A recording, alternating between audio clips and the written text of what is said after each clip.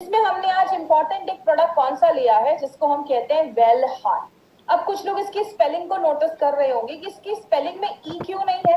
हमने well L well W well का लिखा है और HEART नहीं लिखा है। We have written HART। Why we have written HART? इसके पीछे एक चीज है। आपने एक चीज सुनी होगी जिसको हम हिंदी में कहते हैं हिरन और इंग्लिश में कहते हैं डियर। हिरन जो होता है वो बहुत तेज दौड़ता है और जो हिरन होता है वो बहुत एक्टिव होता है। तो इंग्लिश में हिरन को, जो मेल हिरन होता है, उसको हम HART कहते हैं। इसलिए हमारे प्रोडक्ट का नाम HART रखा गया। एक ऐसा प्रोडक्ट जो आपके दिल को, आपके जो हार्ट है उसको एक्टिव रखेगा, दौड़ता रखेगा, अच्छा रखता है, काम करते रहेगा। इसलिए इसका नाम हमने वेल हार्ट रखा गया। अब अगर हार्ट की हम बात करें तो हार्ट हमारी बॉडी में एक ही ऑर्गन होता है, एक ही होता है जिसको हम पंपिंग ऑर्गन कहते हैं। हार्ट जो होता है वो हमारी बॉडी में पंप करने का काम करता है। और कहते हैं कि आपकी दोनों मुट्ठियों को अगर आप ऐसे मिला लेंगे तो वो हमारे हार्ट का एक साइज होता है। बहुत छोटा होता है हमारा हार्ट। इसलिए हार्ट पे एक लाइन बोली जाती है, दिल है तो जान है, जान है तो जहान है। हार्ट एक ऐसी चीज होती है जो दिन भर में 1 लाख से ज्यादा बार वो धड़कता है और 1 मिनट में 60 से 80 बार, 60 to 80 टाइम्स वो धड़कता है। आपको एक इंटरेस्टिंग चीज बताऊं, हार्ट जो है हमारा वो दिन भर में 2000 गैलन वो जो खून है उसको पंप करने में मदद करता है। तो आप ये सोच लीजिए हमारी बॉडी में 5 से 6 लीटर खून होता है, उसको कितनी बार वो पंप करता होगा, तब जाकर 2000 लीटर गैलन ये पंप करता है ब्लड। मतलब क्या है कहने का, एक छोटा सा हार्ट है जो इतने सारे काम करता है। तो अगर बात करें तो इसका खास ख्याल रखना बहुत ज्यादा जरूरी है।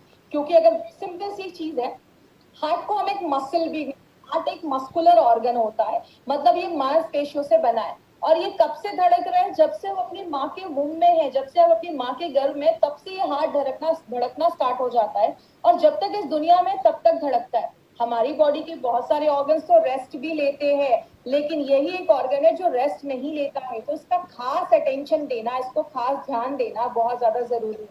लेकिन अगर बात करें, हमने एक मूवी का टॉपिक देखा है दिल चाहता है, लेकिन एक्चुअल में हमारा दिल क्या चाहता है? एक्चुअल में अगर बात करें तो दिल जो है वो 5 चीजों की जरूरत होती है उसको। अगर हम इन 5 चीजों को फुलफिल करते रहेंगे, इसकी 5 जरूरतों को पूरा करते रहेंगे, तो अपने हार्ट को प्रिवेंट कर सकते हैं। हमने ट्रेनिंग में हमेशा जो टॉपिक्स थे बस उस पर बात किया था। आज हम थोड़ा सा डिटेल में जाकर बात करेंगे। तो आज थोड़ा कुछ ऐसी चीजें थोड़ा डिटेल में जाकर बात करेंगे जो थोड़ा ध्यान से समझिएगा, क्योंकि आज कुछ मेडिकल के ऐसे भी शब्द आने वाले हैं। लेकिन मैं कोशिश करूंगी एकदम सिंपल से सिंपल लैंग्वेज में आपको मैं समझाऊं। तो पहली जरूरत क्या है? उसकी मांसपेशियां मजबूत होनी चाहिए। कैसे होंगी वो सब अभी मैं डिटेल में जाकर बात करूंगी। दूसरा होता है उसकी जो ब्लड वेसल्स है, जो जिसमें खून जा रहा है, जो नलियां हैं खून की, जो हमारे ब्लड वेसल्स हैं, उनमें कोई क्लॉगिंग या कोई भी चीजें ब्लॉक नहीं होनी चाहिए, ब्लॉकेज नहीं होना चाहिए। तीसरा, उसके जो ब्लड वेसल्स है वो मजबूत होने चाहिए, इलास्टिसिटी मेंटेन होनी चाहिए, मतलब लचीलापन मेंटेन होना चाहिए। बॉडी के हर एक भाग में प्रॉपरली खून पहुंचना चाहिए। और पांचवा है, there should be no inflammation, कोई सूजन नहीं होना चाहिए, कोई इन्फ्लेमेशन नहीं होना चाहिए। अब इन 5 पॉइंट्स को भी हम थोड़ा डिटेल में जाकर बात करेंगे, जो हम पहली बार इतना डिटेल में बात कर रहे हैं, तो थोड़ा ध्यान से समझिएगा। सबसे पहला है स्ट्रॉन्ग, जो हार्ट मसल्स है उसको स्ट्रॉन्ग कैसे हम कर सकते हैं, वो कैसे होता है? सबसे पहला, आपकी जो मांसपेशियां हैं हार्ट की, वो स्ट्रॉन्ग तभी होंगी जब उसके हर एक पार्ट में अच्छे से ऑक्सीजन, अच्छे से खाना, अच्छे से न्यूट्रिशन जा पाएगा। और ये सारी चीजें किस तरीके से जाती है? हमारे खून के द्वारा जाती है, खून के थ्रू जाती है। तो हमारा खून हार्ट के हर एक पार्ट में पहुंचेगा तो वहां पे अच्छा खाना, अच्छा ऑक्सीजन वहां पे पहुंचता रहेगा। तो एडिक्वेट ब्लड सप्लाई होनी चाहिए, ऑक्सीजन अच्छे से पहुंचना चाहिए। दूसरी चीज, आपके जो ब्लड वेसल्स है, जैसा आप इस फोटो में देख रहे हैं, एक जो पहला जो नस है उसमें कोई ब्लॉकेज नहीं, लेकिन दूसरे नस में थोड़ा सा ब्लॉकेज हो गया है। तो अगर ब्लॉकेज होने लगेगा तो उस जगह पे अच्छे से खाना नहीं पहुंच पाएगा, न्यूट्रिशन नहीं पहुंच पाएगा, ऑक्सीजन नहीं पहुंच पाएगा। तो वो जो हार्ट के जो उस एरिया है वो थोड़ा कमजोर हो सकता है। तो इसको अगर हम रोकें, अगर हम ब्लॉकेज को रोकें, कम करें, तो हमारे हार्ट के मसल स्ट्रॉन्ग हो सकते हैं। हमारे जो हार्ट के मसल्स है ना, वो एक कार्डियोटोनिक एक्टिविटी करते हैं। आपके हार्ट के मसल्स बीट करते रहते हैं। जब आप नॉर्मल रहते हैं, जब आपका मन शांत रहता है, तो वो नॉर्मल हार्ट बीट रहती है। जैसे आप इस फोटो में देख रहे हैं, नीचे 2 हार्ट की फोटो है। एक नॉर्मल हार्ट बीट है जब हम नॉर्मल रहते हैं, लेकिन हमें जब स्ट्रेस में रहते हैं, कुछ भी ऐसा रहता है, तो हमारे हार्ट की जो बीट होती है वो तेज हो जाती है। इसलिए अगर आपका दिमाग शांत है, आप स्ट्रेस फ्री लाइफ कर रहे हैं, अगर आप ज्यादा ही स्ट्रेसफुल लाइफ में हैं तो आपके हार्ट पे भी इसीलिए बुरा असर पड़ता है, क्योंकि उसकी हार्ट बीट तेज हो जाती है और बहुत सारे और भी इसके प्रॉब्लम्स होना स्टार्ट हो जाती है। तो अगर बात करें तो ये बहुत सारी चीजें हैं जिससे हम अपने हार्ट के मसल्स को स्ट्रॉन्ग कर सकते हैं, क्योंकि जैसा आप सबको पता है हार्ट एक मसल है। हम अपने बॉडी के बहुत सारे मसल को टोन करते हैं, एक्सरसाइज करते हैं, तो हार्ट के मसल्स भी अगर वेल टोन्ड होंगे तो आपकी जो हार्ट की मांसपेशियां है वो अच्छे से बीट होंगी और बहुत सारे आपको बीमारियां होने से वो बचाने में हेल्प करती है। बात करें, दूसरा है कि क्लॉगिंग नहीं होना चाहिए, आपकी जो नसें हैं उसमें ब्लॉकेज नहीं होना चाहिए, उसको हम कैसे रोक सकते हैं? तो पहला है, आपका लिपिड प्रोफाइल जो है वो हेल्दी होना चाहिए। अब आप ये एक चीज याद रखिएगा, यहाँ पे आप एक वर्ड नोट कर सकते हैं, लिपिड प्रोफाइल। जब भी आपको हार्ट का अपना कुछ टेस्ट करना हो या हार्ट के बारे में इंफॉर्मेशन लेनी हो तो ये लिपिड प्रोफाइल टेस्ट बहुत सारे लोग करवाते हैं, क्योंकि लिपिड प्रोफाइल टेस्ट से हमें कोलेस्ट्रॉल कितना है बॉडी में, टोटल कोलेस्ट्रॉल, आपका ट्राइग्लिसराइड कितना है, बैड कोलेस्ट्रॉल कितना है, गुड कोलेस्ट्रॉल कितना है, ये सारी चीजें आपको लिपिड प्रोफाइल टेस्ट से पता चलती है। अगर ये हेल्दी रेंज में है तो कोई प्रॉब्लम नहीं है, जब इसका रेंज थोड़ा हाई रिस्क पे जाता है तो आपको हार्ट में प्रॉब्लम होना स्टार्ट हो सकती है, ब्लॉकेज वगैरह की चांसेस होना स्टार्ट हो सकते हैं। दूसरा है, बैड कोलेस्ट्रॉल को अगर हम कम करें। याद रखिएगा हमारी बॉडी में दो तरीके के कोलेस्ट्रॉल होते हैं, एक गुड कोलेस्ट्रॉल होता है, एक बैड कोलेस्ट्रॉल होता है। मैं ज्यादा इसमें डिटेल में नहीं जाऊंगी, बस इतना आप याद रखिएगा। अब आपको कैसे याद रहेगा कौन सा गुड है कौन सा बैड है? LDL, उसको हम बैड कोलेस्ट्रॉल कहते हैं। LDL, L मतलब होता है लो, इसका एक्चुअली फुल फॉर्म होता है लो डेंसिटी लाइपोप्रोटीन, लेकिन आपको इतना याद रखने की जरूरत नहीं है। LDL में L आप याद रखिए, L का मतलब होता है लो, लो मतलब खराब, मतलब बुरा कोलेस्ट्रॉल। गुड कोलेस्ट्रॉल में HDL, H मतलब हाई, मतलब अच्छा स्टैंडर्ड है, मतलब अच्छा कोलेस्ट्रॉल। तो जब भी आप LDL देखेंगे तो आप समझ जाइए कि ये बैड कोलेस्ट्रॉल को बता रहा है। तो हम अगर अपने बैड कोलेस्ट्रॉल को कम करें, अच्छा इसको गुड या बैड क्यों बोला जाता है? सिंपल सी एक चीज याद रखिएगा, गुड कोलेस्ट्रॉल जो हमारा HDL है ना, वो क्या करता है, आपके बॉडी में जो एक्स्ट्रा कोलेस्ट्रॉल है या खराब कोलेस्ट्रॉल है वो आपके लिवर तक लेकर जाने में मदद करता है और लिवर से वो हमारी बॉडी से बाहर निकल जाता है। तो वो आपकी बॉडी के लिए एक अच्छा काम कर रहा है, जो खराब चीज है उसको लिवर तक लेकर जा रहा है और आपकी बॉडी को हार्ट अटैक जैसी प्रॉब्लम से बचा रहा है, इसलिए उसको गुड कोलेस्ट्रॉल बोलते हैं। लेकिन जब बॉडी में बैड कोलेस्ट्रॉल बढ़ जाता है तो ये क्या करता है, कोलेस्ट्रॉल को आपके आर्टरीज में, आपके जो नसों हैं उसमें लेकर जाने का काम करता है, जो आगे चल के ब्लॉकेज वगैरह बढ़ाने में मदद करता है। तो ये आपकी बॉडी के लिए बुरा काम कर रहा है, इसको बैड कोलेस्ट्रॉल हम कहते हैं। इंडियंस में एक प्रॉब्लम ज्यादा देखी जाती है जिसको हम ट्राइग्लिसराइड की प्रॉब्लम कहते हैं। इंडियंस में हार्ट अटैक का बहुत बड़ा कारण ये ट्राइग्लिसराइड की प्रॉब्लम की वजह से होता है। ये भी एक तरीके का फैट होता है।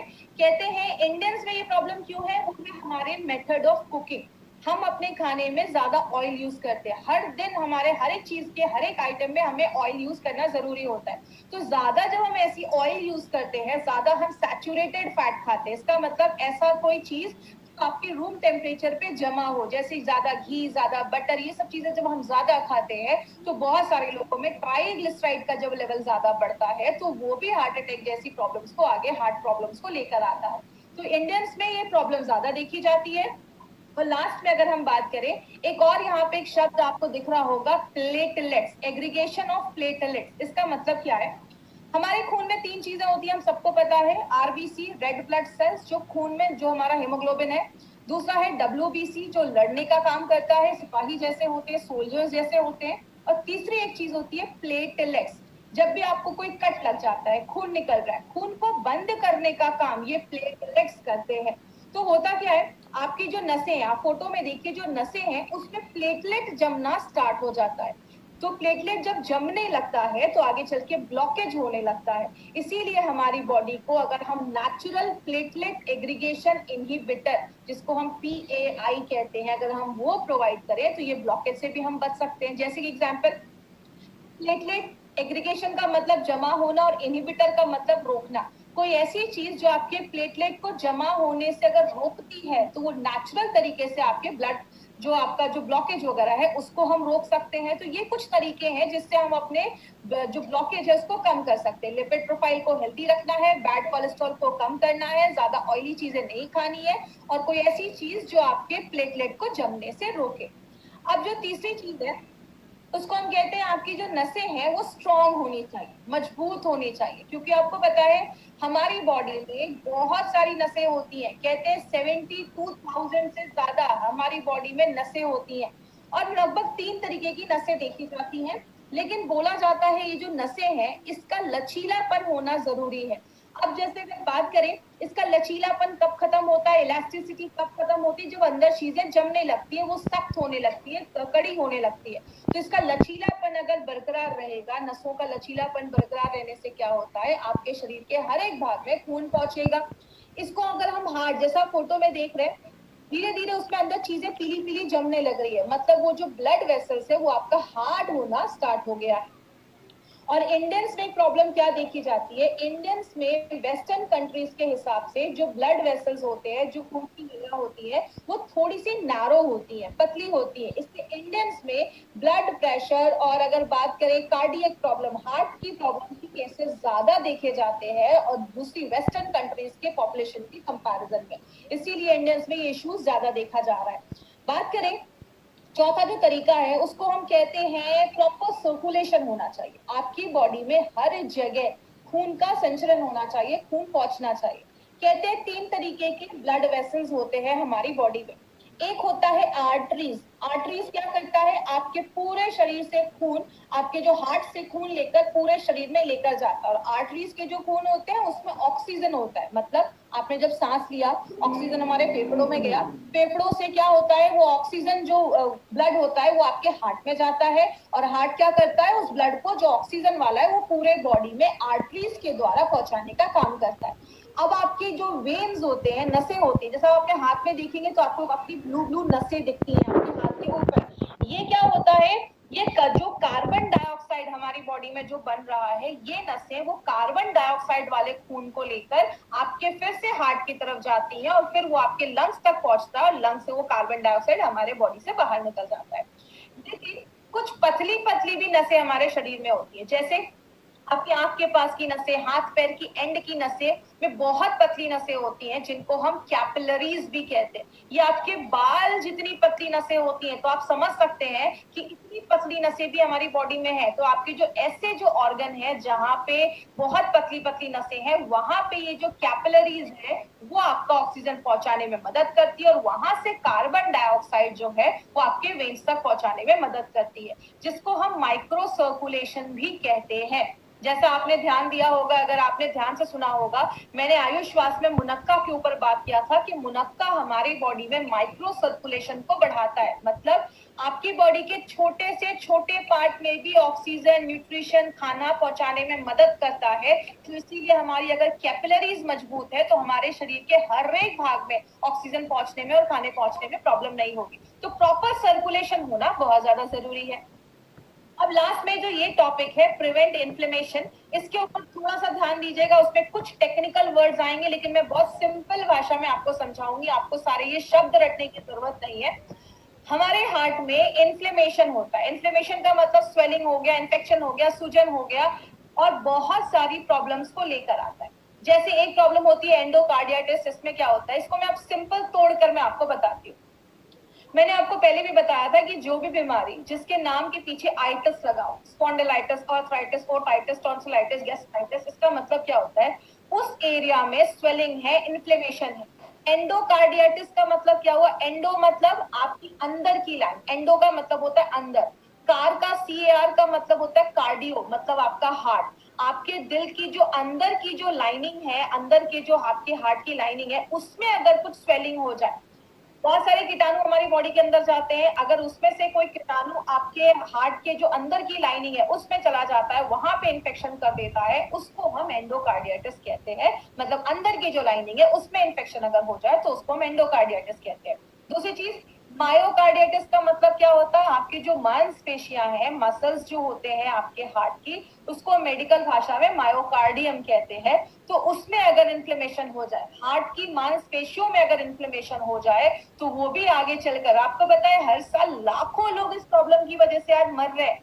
और तीसरा होता है पेरिकार्डियाटिस। इसका मतलब क्या होता है, पेरी का मतलब होता है बाहर की जो लाइनिंग होती है, जिसको आप पेरीफेरी भी कह सुना होगा आपने एक वर्ड। पेरीफेरी मतलब बाहर की लाइनिंग। तो हार्ट की जो बाहर की जो लाइनिंग होती है, बाहर के जो टिश्यू होते हैं, उसमें अगर इन्फ्लेमेशन हो जाए, उसमें अगर स्वेलिंग हो जाए, सूजन हो जाए, बैक्टीरिया का इन्फेक्शन हो जाए या कोई भी ऐसी चीजें हो जाए, तो उसको हम पेरिकार्डियटिस कहते हैं, बाहर की चीजों में अगर कुछ इन्फ्लेमेशन हो जाए। तो ये कुछ टेक्निकल वर्ड से हमें इतना डिटेल में नहीं आपको याद रखना है, बस आपको मैं सिंपल थोड़ा सा एक्सप्लेन करने के लिए, डिटेल में जाने के लिए आज मैंने ये चीज बताई है। और अगर हम कुछ ऐसी चीजें लेते हैं जो एंटी इंफ्लामेटरी, मतलब अगर स्वेलिंग इन्फेक्शन हो रहा है, उसको बचाने की कोई ऐसी चीज जो नेचुरल तरीके से काम करे, तो आपके हार्ट को अच्छा रखने में मदद करती है। जैसा मैंने आपको बताया, हार्ट बहुत सारे काम करता है, तो उसको हेल्दी रखने में हमें बहुत ज्यादा कुछ मेहनत करनी पड़ेगी। लेकिन बात करें, बहुत सारी चीजें हार्ट को खराब भी करती हैं। जैसे स्ट्रेस एक बहुत बड़ा कारण हो गया, जब हम ज्यादा स्ट्रेस लेते हैं, आपकी लाइफस्टाइल एक बहुत बड़ा कारण हो गया, हमारा खान पान ज्यादा अगर हम बाहर का खा रहे हैं, ज्यादा ऑयली चीजें खा रहे हैं, बटर वगैरह ज्यादा खा रहे हैं, वो भी आपके हार्ट पे असर करता है। जब हम दिन भर में कोई एक्सरसाइज नहीं कर रहे, कुछ काम नहीं कर रहे हैं, जिसको बहुत सारे लोग पोटैटो कैफार्ट सिंड्रोम भी कहते हैं, आप बहुत ज्यादा बैठे हुए हैं, आप कुछ काम नहीं कर रहे हैं, तो ये भी एक इशू लेकर आता है। हेरिडिटी की प्रॉब्लम होती है, खानदानी भी हो सकता है, फैमिली में किसी को हार्ट अटैक की प्रॉब्लम है तो आपको भी हो सकती है। देखिए एक्चुअली मेरे हिसाब से अगर हम बात करें, हम इसमें हमेशा कहते हैं कि खानदानी प्रॉब्लम है, फैमिली में है, तो इसका मतलब ये नहीं है कि आपके दादा परदादा को है, आपके पापा को है तो आपको भी होगा। ये एक्चुअली प्रॉब्लम क्यों होती है, अगर किसी फैमिली में हमेशा से ऑयल ज्यादा खाया जा रहा है तो उसके हर एक जनरेशन को ये प्रॉब्लम होगी। अगर किसी के पापा को ये प्रॉब्लम है, लेकिन जो जनरेशन है वो प्रिकॉशन ले रही है, वो ज्यादा ऑयल नहीं खा रही है, वो एक हेल्दी लाइफस्टाइल मेंटेन कर रही है, तो हम इस हेरिडिटी की चेन को ब्रेक भी कर सकते हैं। तो इसका मतलब ये नहीं कि आपको हार्ट अटैक की प्रॉब्लम पेरेंट्स को है तो आपको 100% होगी, आप उसको प्रिवेंट भी कर सकते हैं। और लास्ट में अगर बात करें एक्सेस ऑफ ट्राइग्लिसराइड, हमने पहले भी बात किया था। ट्राइग्लिसराइड एक तरीके का एक फैट है जो हमारी बॉडी में, जब हम ज्यादा ऑयल एक्सेस चीजें ऐसी खाते हैं, तो जो इंडियंस में एक बहुत बड़ा रीजन है, तो ये भी एक बहुत बड़ी प्रॉब्लम है। तो इंडियंस में जो मेन प्रॉब्लम है ट्राइग्लिसराइड की, हम आज उस पर काम कर रहे हैं, याद रखिएगा। इसीलिए हमारी कंपनी ने एक नोवेल फॉर्मूला निकाला है, और ऐसा फॉर्मूला आपको मार्केट के किसी भी प्रोडक्ट में नहीं मिलेगा। और उस फॉर्मूले को बताने से पहले एक चीज मैं आपको बताऊं, हम कैसे पता करेंगे कि हमारा जो हार्ट है वो हेल्दी नहीं है। तो कुछ सिम्टम्स आपको मैं स्क्रीन पे दिखा रही हूँ। पहला सिम्टम है शॉर्टनेस ऑफ ब्रेथ, आपको बहुत ज्यादा आपको सांस लेने में प्रॉब्लम देखी जाएगी, आपको चेस्ट पेन होना स्टार्ट हो सकता है, सीने में कभी कभी दर्द स्टार्ट हो सकता है, नोजिया या वॉमिटिंग जैसी प्रॉब्लम हो सकती है, कभी कभी बहुत ज्यादा आपको नोजिया या जी मचलना जिसको हम हिंदी में कहते हैं, या उल्टी जैसी प्रॉब्लम हो रही है, डिजीनेस हो सकता है, कभी कभी चक्कर आ सकता है। हार्ट की जो पेशेंट्स होते हैं, कभी कभी उनको बहुत ज्यादा स्वेटिंग स्टार्ट हो गया है, एंजाइटी होती है, चेस्ट में पेन हो सकता है, ऐसे बहुत सारे सिम्टम्स है। तो आपको कभी भी ऐसा फील होना स्टार्ट हो ना कि शॉर्टनेस ऑफ ब्रेथ है, सांस लेने में तकलीफ हो रही है, थोड़ा सा भी सीढ़ियां चढ़ रहे हैं तो हांफने लग रहे हैं, आप सबसे पहले अपना लिपिड प्रोफाइल टेस्ट जरूर करवाएं। लिपिड प्रोफाइल टेस्ट से आपको पता चलेगा कि कोलेस्ट्रॉल, ट्राइग्लिसराइड, बैड और एचडीएल जो है वो रेंज में है या नहीं। तो ये टेस्ट से हमें ये सारी चीजें पता चलती है। इसीलिए अगर बात करें, हमारी कंपनी ने ये जो नोवेल फॉर्मूला निकाला है, इसमें आपको एक इंपॉर्टेंट चीज जो याद रखनी है वो है संस्कारित मेथी। अब मेथी हम सबके घरों में यूज हो रहा है, लेकिन ये संस्कारित क्या है? संस्कारित का मतलब होता है पहले मेथी को लिया जाता है, इसको सोक किया जाता है, पानी में सोक करने के बाद इसको छोड़ दिया जाता है बाहर निकालकर। तो आपने देखा होगा जो हम मूंग या ऐसी कोई चीज स्प्राउट्स को जो हम बहुत दिन तक छोड़ देते हैं, 2-3 दिन तक, तो उसमें अच्छा खासा ना जर्मिनेशन हो जाता है, अंकुर निकल आते हैं।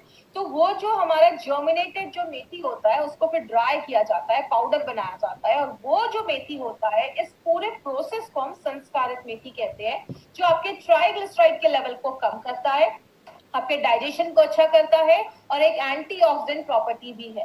दूसरी जो इंपॉर्टेंट चीज है, जो एक सिनर्जिस्टिक वे में काम करती है, अर्जुना बार पर पुष्कर मूल जब एक साथ डाला जाता है। अर्जुन को आपको पता होगा, अर्जुन एक ऐसे वॉरियर थे जिनका कभी कोई जो एरो होता था, जो बाण होता था, कभी मिस नहीं होता। अगर उन्होंने किसी को टारगेट बनाया है तो उस पर हिट करेगा ही करेगा। इसीलिए अर्जुना बाग जो है वो आपके हार्ट के हेल्थ को अच्छा रखने में मदद करता है। और अर्जुना, इसलिए इसका नाम अर्जुना बाग रखा गया, क्योंकि अगर इसने हार्ट को टारगेट किया तो हार्ट पे ही जाकर काम करता है और हार्ट को बहुत अच्छा स्ट्रॉन्ग करता है। तो अर्जुना बाग के साथ जब हम पुष्कर मूल डालते हैं तो आपके मसल्स को स्ट्रॉन्ग करता है, उसको टोन करता है, और आपके जो मांसपेशियां वो अच्छे से धड़कते हैं। दूसरी, इलास्टिसिटी ऑफ ब्लड वेसल को मेंटेन करता है, आपके जो नसें हैं उसके लचीलेपन को मेंटेन करता है। पीएआई एक्टिविटी का मतलब प्लेटलेट एग्रीगेशन इनहिबिटर, प्लेटलेट के जमने से जो ब्लॉकेज हो रहा था उसको भी रोकने में मदद करता है। याद रखिएगा माइंड, मार्केट में ऐसी बहुत सारी मेडिसिन जो दी जाती है उसके साइड इफेक्ट देखे जाते हैं, और कोलेस्ट्रॉल को कम करने में भी मदद करता है। और लास्ट में हमने 3 जो जड़ी बूटियां इसमें डाली हैं जिसको हम कहते हैं मुनक्का, सतावरी और गुरुची। ये जो 3 चीजें हैं वो क्या करती हैं, बायोएबिलिटी का काम करती है, मतलब और जो हमने जड़ी बूटियां डाली है उसके जो एब्जॉर्प्शन की कैपेसिटी है या बायोएबिलिटी है उसको बढ़ाने में मदद करती है। आयुर्वेदिक टर्म्स में योग वाही जैसा वर्क करती है। आगे बात करें किसको देना है, सबसे पहले जो भी 30 इयर्स के ऊपर है आप उनको ये प्रोडक्ट दे सकते हैं जिनकी एक हेक्टिक लाइफस्टाइल है, या जैसे कभी कभी आपने देखा होगा 25 साल के हैं लेकिन हार्ट अटैक आ गया, 25 साल के हैं लेकिन कार्डियक अरेस्ट हो गया, मतलब एज तो उनकी कम है लेकिन हार्ट की कंडीशन ज्यादा हो गई है। मतलब आपकी जो क्रोनोलॉजिकल एज है, मतलब जो आपका पासपोर्ट पे आपका एज है जिस दिन आप पैदा हुए, जो आपकी एक्चुअल डेट ऑफ बर्थ है। बायोलॉजिकल एज का मतलब कुछ लोगों की एज तो कम होती है लेकिन उनका जो हार्ट का कंडीशन है वो ज्यादा है। ये कारण है आपकी जब अंदर की कोशिकाएं ज्यादा एजिंग ज्यादा होने लगती है उनकी, तो आपका हार्ट जो होता है वो वीक होने लगता है, तो कम एज में ये प्रॉब्लम होने लगती है। तो आपकी जो बायोलॉजिकल एज है उसको आपकी क्रोनोलॉजिकल एक्चुअल एज से ये अलाइन करता है, उसको एक जैसा करता है। अगर आप 40 साल के हैं तो आपकी हार्ट की कंडीशन जैसी होनी चाहिए, अगर आप रेगुलर यूज करते हैं तो उसको वैसा रखता है।